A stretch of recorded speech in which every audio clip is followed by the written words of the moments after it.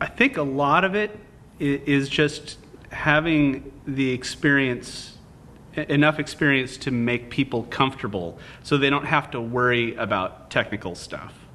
And that they, for the most part, they don't want to be bothered with it. They don't want to know what I'm doing with mics. They don't want to have to worry about, aligning tape decks or whether or not, Pro Tools is working or what sample rate we're at, or they don't want to worry about that stuff. So I try and make all that stuff as invisible as possible so that they can just concentrate on doing music. Bottom line, the things you need to know as an engineer,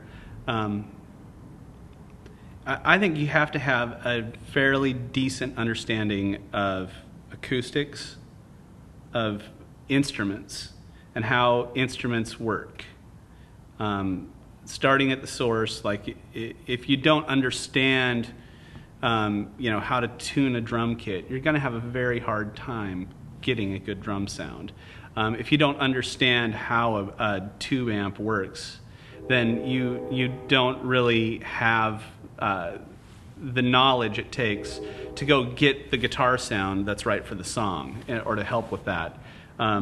Knowing basics about these things, about acoustics, certain things about electronics, that's all important. And a basic understanding of music theory helps too. You don't have to be a theory nerd, but when someone is talking to you and they want to talk about the chart, you need to know what the 4 chord is. You need to know if something is major or minor.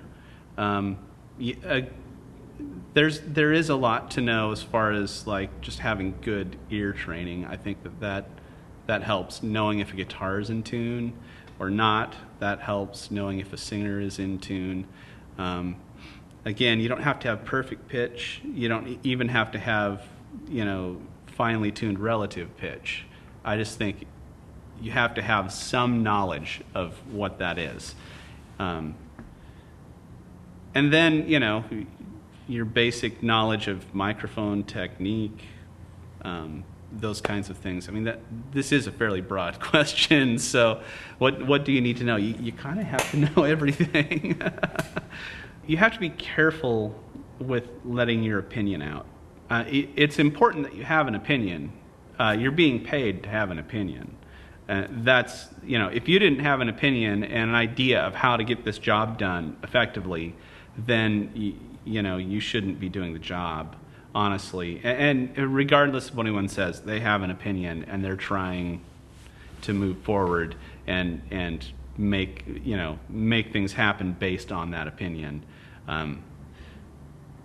I think that you have to be diplomatic and understand that if you're working in a situation where you're just hired as the engineer, your opinion may not matter as much as you would like it to.